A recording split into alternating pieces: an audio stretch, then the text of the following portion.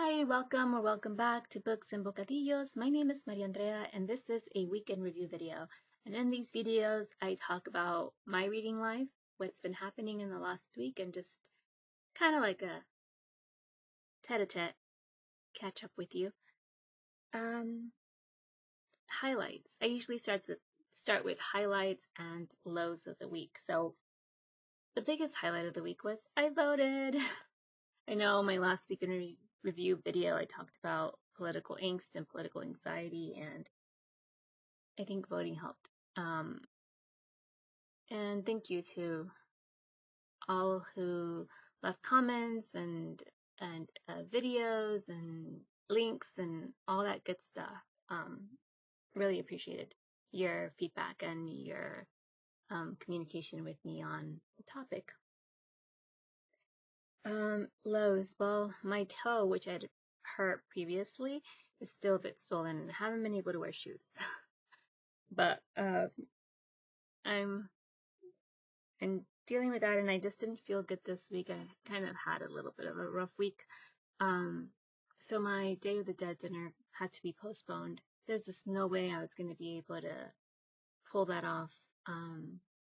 So had to cancel last minute, but it was just with my family, so we could always postpone and do a dinner another day. I did put up my Day of the Dead altar, and I'm really happy with how it turned out this week. I did go on the hunt for the flowers and found a local florist who had them, and was so happy with just how it came to be. We've had some recent losses, and my husband, I think, took more of a participation role in it, and that was really nice, and I think it's helping us with our grief. So I really enjoyed that. I'm really glad we got to do that. In terms of community posts, I've been a bit absent-minded and distracted, and feel really behind on posting and watching videos, so I'm trying to catch up, and so I haven't posted anything, and I didn't get to do any tags. It was a rough week. It was a really busy week. I had meetings and I just didn't feel good. I ended up working late a lot this week, and I think it was just all catching up to me. So by the end of the week, I was just exhausted and not feeling well. So let's talk about the books. What did I finish? I finished one book, and I'm happy with that. I finished Defectors by Paola Ramos. I talked about this book in my last weekend review video. I wrote a review on Goodreads. I ended up giving this book 5 stars. I really loved it. I think it was exactly what I needed. So it was a timely book for me. For my reading experience, it gave me a lot to reflect on, and it gave me a lot to consider in my relationships with people, with Latinos who tend to who go towards the far right politically, and it gave me hope. It was a book that didn't leave me feeling angry. I've tried reading some books that I think stir the pot and stir that anger and divisiveness, and this book gave me a lot of hope for the future.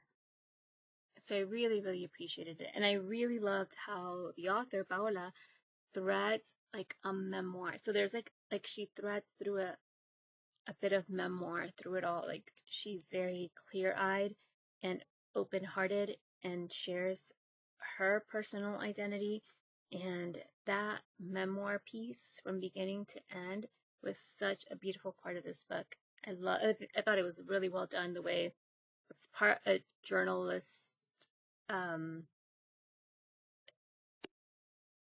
study but it's also a little bit, there's like a really fine thread of memoir through this whole book, and it is beautiful. And I really enjoyed Paola's writing and her research and her own reflections. So for me, this was a 5-star book. It's a book that I will share. It's a book that I will encourage others to read. I've quoted it already. I was talking to a friend and I was telling her all about it. I've read parts of it and I've had lots of discussions with my husband about this book. It's a book that's going to prompt ongoing conversations. And it's a book that I'm going to share, and it's a book that I'm going to keep referring back to. So for all of those reasons, it's a 5-star book for me. But I was really happy with it. I'm really glad I own this copy and I have it on my bookshelves. And that's like a 5-star book for me. Currently reading. Okay. Never Let Me Go has to be read this year. Like, I've had this on my currently reading. It comes and goes off my Kindle, back to the library, back to my Kindle, back to the library. It's a book that I only read during my lunch hour, so I maybe read 10 minutes at a time, like 10 minutes a day of that book, and it's interrupted by the fact that there are holds for it. It's a popular book at the library, and I have to return it and get it back again. So it comes in and out of my Kindle. It's back in. It's probably going to go back out, but it needs to get read.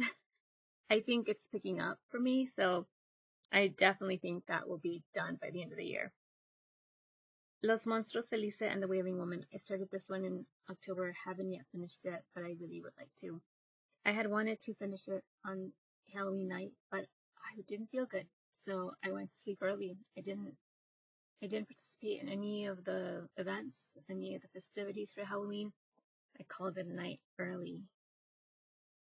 That's how badly I felt. Like, so there was really like little reading done this week because just wasn't feeling up to it. The Weaver and the Witch, that one was probably going to get done in the next week. I think Melinda out of Stories, it's a buddy read. She's already finished it. I'm lagging a bit behind, and I commented on her channel in one of her videos that for me, this is like an appetizer book because I take it in short bits because I am so distracted by the current events of the time, the current political environment. It's like my brain can only stay in this fantasy world for short bits at a time. So it's a book that I will grab and spend time with for maybe 15 to 20 minutes at a time. So it definitely gets more attention than Never Let Me Go, but I think I'll be able to get to it after November 5th. I'll be able to kind of spend more time with it. A Burst of Light by Audre Lorde. This is a book that is probably going to be an ongoing read for me. I'm trying to read it for a conference. I'm having a conference presentation this week, and I've been studying Audre Lorde's memoir, A Burst of Light, to try to add another layer to my thoughts and my work on the topic that I'm preparing for the conference.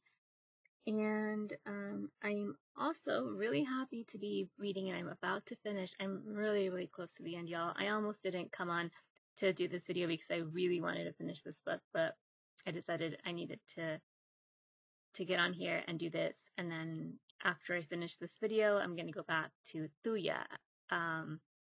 Tuya by Claudia Pineiro. I'm reading the original Spanish by Claudia Pineiro. The translated version is all yours, and I am joining a group of other readers that I've connected with here on Booktube, and there's a group, and I've been very kindly invited to join the group, and it's been a really good group read so far. I'm really loving this book. Really, really loving this book. I'm almost done. Like I said, so far what I can say is that it makes me feel a lot like the way this one made me feel. This is My Sister the Serial Killer by Oyinkan Braithwaite, and Tuya by Claudia Pineiro makes me feel the way I felt with this one. Like, unputdownable, like you're just sucked right into the story, and it's a dark thriller, domestic thriller. So it's really, really good. I'm excited to finish it. It also kind of reminds me a little bit. It's a lot darker than, is it An Evidence of the Affair by Taylor Jenkins Reid? It's either that one or there's another one that's also about infidelity and an extramarital affair. But right now I'm thinking Evidence of the Affair by Taylor Jenkins Reid. That one was a good read for me. It wasn't as dark. But as I'm reading Tuya or All Yours, I'm thinking about this one, My Sister the Serial Killer, and I'm also thinking about An Evidence of the Affair by Taylor Jenkins Reid. I have not DNF'd any books. I'm looking at my notes here. And in terms of community events, the only community event that I've been taking part in is this event that just started November 1st, and it's for the month of November with, it might be ongoing, but it started this month of November with the Pineiro Pals, the Pineiro book read. And a podcast that I can recommend. So this is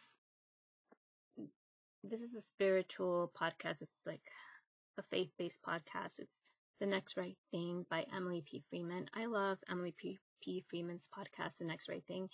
It's very soothing and calming, and it's the kind of podcast that is just always grounds me and helps me with perspective, indecision. She also helps a lot with like decision fatigue. So this week's episode was titled A Liturgy for Election Day. And I seriously listened to that and thought, I'm ready to go vote. And I did. Like, I think I listened to that podcast episode and then that same day just made it my goal to go to the polling place and get my vote in. So if you're feeling election stress,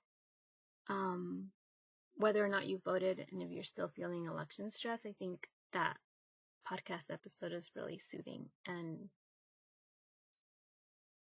like helpful with the stress. Recipe. So this whole week has been really busy. I haven't been able to cook very much or bake very much. I have a recipe to share that I made a few weeks back. I don't think I've shared it before. And I can share it. I made square pizza. I made like a deep dish pizza in like a pan, and then so you cut it and it's like squares and it's thick, like deep dish thick pizza squares, and it was so good. And I'm thinking about it, and as I'm like stressed, I'm thinking about comfort foods, and I'm thinking that's something. My mouth is watering. That's something I want to make again.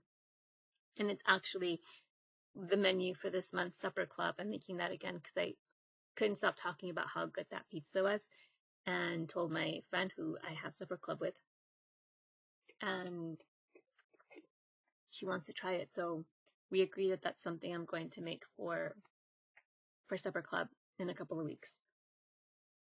I'll link the recipe. It's from the Vegan Atlas. I subscribed to their Substack, and there was 1 week where that recipe came through, and I tweaked it, but I'm just gonna leave that recipe from the Vegan Atlas. I did some changes that with toppings. I just used what I had on hand. So if the toppings or some of the ingredients were not things I had, I just did my own, and I purchased a gluten-free crust that I like. So because I have a gluten sensitivity, gluten allergy, I ended up using gluten-free crust. But I think that recipe is really, really great. Other than that, I followed the recipe. And what am I looking forward to? I am looking forward to, so there's a lot going on this month in terms of reading events. I'm looking forward to reading more nonfiction. I'm looking forward to Indigenous month, like Indigenous Reading Month. And I'm going to be reading Never Whistle at Night, so I'm excited to get to that. I'm also really excited for Neurovember, and this is a reading event that is being hosted for the first time by my friend Kat at Channel Curious Cat. I have not formed a formal TBR for any of the events.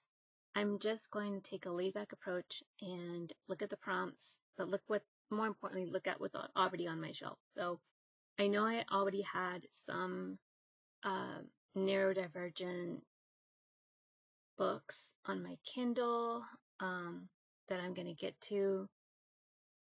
I'm going to use whatever is currently on my shelves and whatever is really calling my name, and if I have time for extra reading, I'll add more, but I'm trying to keep things simple this month. It's going to be a busy month, and November is always a short month with the holidays. I feel like I don't want to pile on more stress at this point, so I'm really excited for Neurovember. I think that's a great event, and I'm really excited to participate in a more laid-back kind of a way. And I have a conference I'm going to be presenting at next week, which I'm really excited for, and I'm also a little nervous about. But I'm going to be doing something amazing, and I'm really excited. And I won't be posting videos during the week because I will be out. I'll be away. But hopefully I'll be able to touch base once I get back, and we'll hopefully be in a new phase and in a new frame of mind, and just life will be different in the next 7 days. So I'm looking forward to it. Thank you all so much for being here, for being a friend, for subscribing, for liking my videos, for leaving your comments, for all of your support. I really appreciate it. And I look forward to staying in touch and talking to you again soon. Hasta la próxima.